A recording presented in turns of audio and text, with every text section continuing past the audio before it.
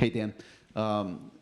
I've heard so much commentary about the deep balls that Jaron threw the other day, just the professional-like trajectory of the throws, the way he laid them in there so perfectly.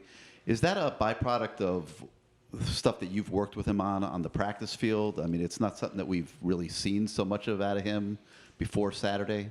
Have you seen it a lot? Or? Yeah, I think that's a good question. I think, Jaron is really improved as a quarterback over the last couple months. And actually last week we had a moment where I was showing him on film and how different his lower body and his footwork were, how much more improved it was. And Nkosi as well.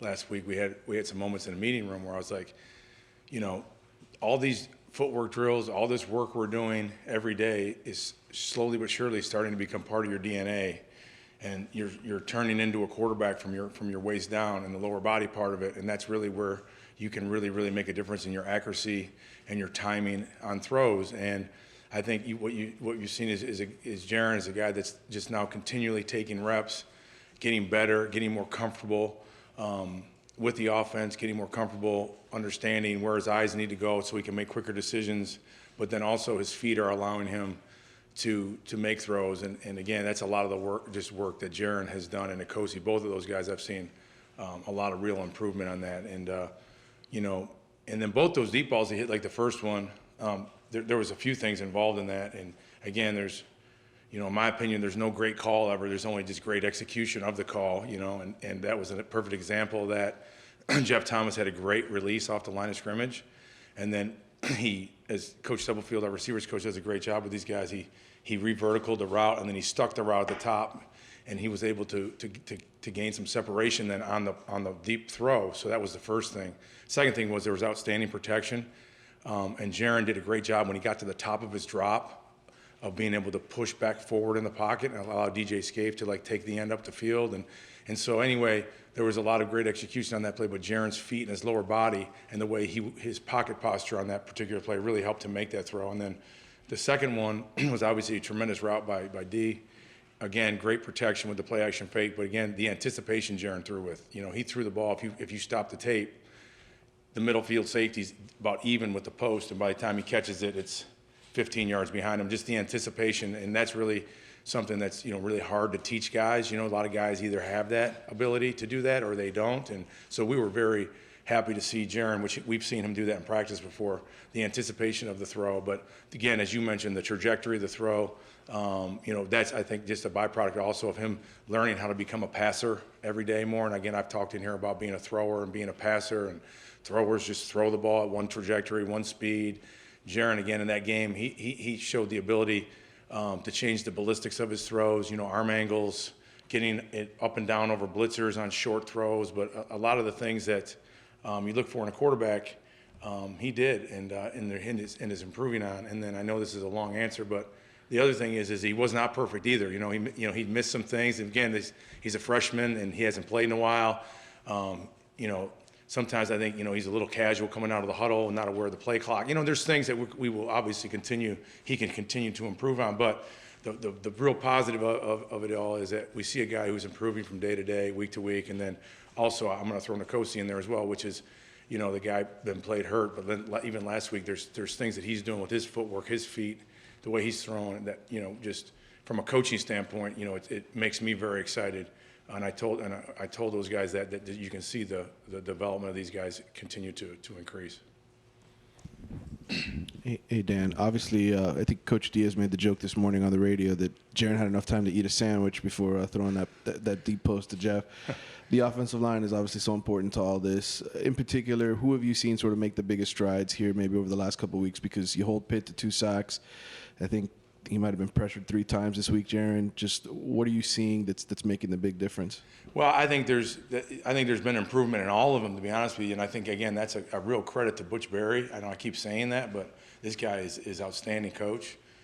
The techniques, the fundamentals, but then also the ability that he has to get these guys to play hard and with toughness. But they've all improved, really. But I will say, Zion Nelson in particular is looking much more comfortable out there. I mean, that's hard. That's hard, tough sledding. And, we went through, some early rough times. Florida, he got run by a little bit, And there's growing pains, as we know. And I think what you're seeing now is a guy that's gaining confidence, and he's getting coached every day. The reps are starting to add on. And again, that was an investment that we made as a staff, that we're going to invest in this guy, and we're seeing it pay some dividends now. But all of them are improving. But I could say in particular Zion has been really nice to see. Hi, Dan. What made you and Taylor want to get Jeremiah Payton in the game a little bit? And just the growth from Wiggins and Pope from your arrival to now, how enormous has it been? Yeah, Jeremiah's just been doing a really good job the last month or so when he's gone to the scout team. The defensive coaches have raved about his effort and his playmaking ability and how difficult it is for them to cover him over there.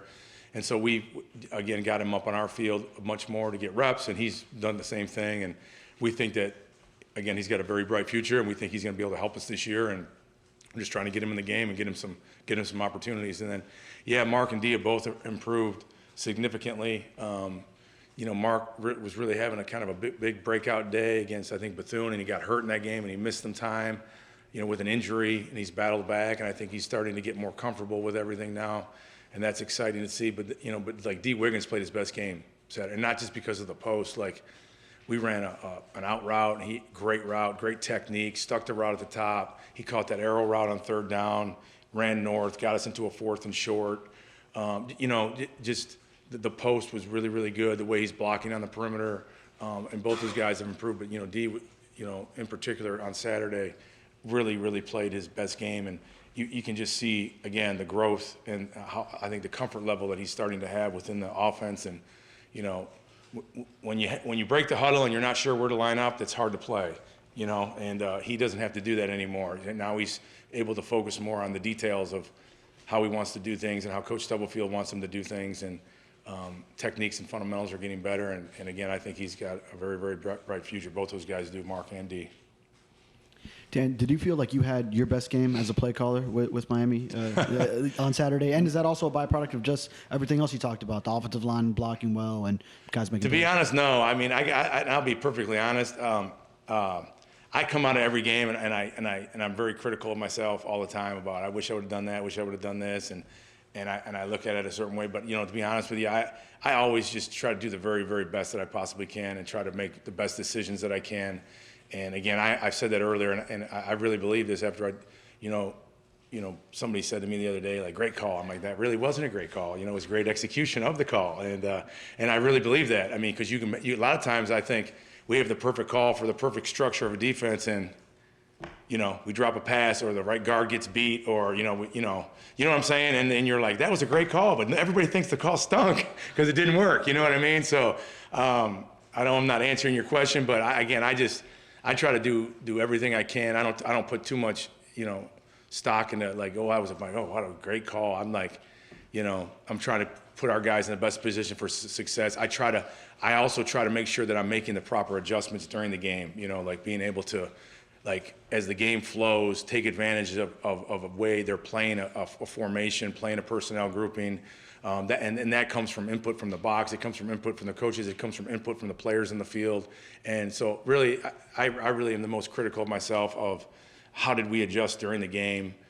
Did we make the necessary adjustments? And I really hate it when I watch the film that night or the next day, and if there was something like, oh man, we didn't see that, and that could have helped us get this or do that. That's really what I'm most critical of myself. I know we talk so much about DJ and what he does catching the ball and running, but it feels like maybe the underappreciated part is his blitz pickup and just the job he's been doing back there with the free rushers all season. Is that a part of his game that you think maybe needs to be talked about more? Yeah, DJ's done, and Cam, both the running backs have really bought into the protection side of it. They're both tough and they're both smart, and so they've done a really good job. And having DJ back was great. He just brings an energy to the game, to our team, to our offense, to really the entire team. But yeah, he's a complete back. I mean, I've been around guys, some really, really good backs over the years, and some guys don't get real excited about pass blocking, to be quite honest with you. And DJ, those guys and Cam both, they both are, I think, very willing blockers. And I think they're both very unselfish, and I think they know and understand that they'll have an opportunity to get their touches. But DJ, those guys are good, and I think DJ, is an outstanding pass receiver as well. And on that 1 3rd down that got called back, that great catch in the flat and made a guy miss, and just the things he does with the ball in his hands. And he's a complete guy. He can run routes, he can block, and he can run the ball between the tackles.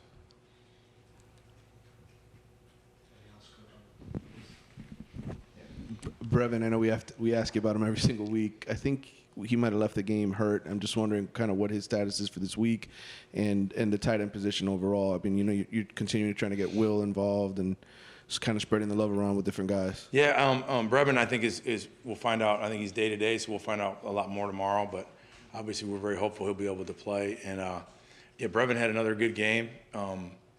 He does everything. Caught the ball, blocked, and then when he went out, though, I will say Will Mallory and Michael Irvin did a really, really good job in their blocking, and I don't think they had opportunities for any catches, but we're not, we use both those guys on routes. We don't have any reservations about using either one of those guys in the pass game. And then even Brian Palendi came in and did some stuff in our 22 personnel package and did a really good job of blocking at the point of attack as well. So really happy with Brevin. Obviously, we think he's a difference maker, but those other guys continue to come along, and and Michael Irvin will have a role. Did a good job. We feel very comfortable putting him in, and then with the emergence of Palendi here a little bit too, we can use him in some certain situations as well. Great. Thank you. Thank you.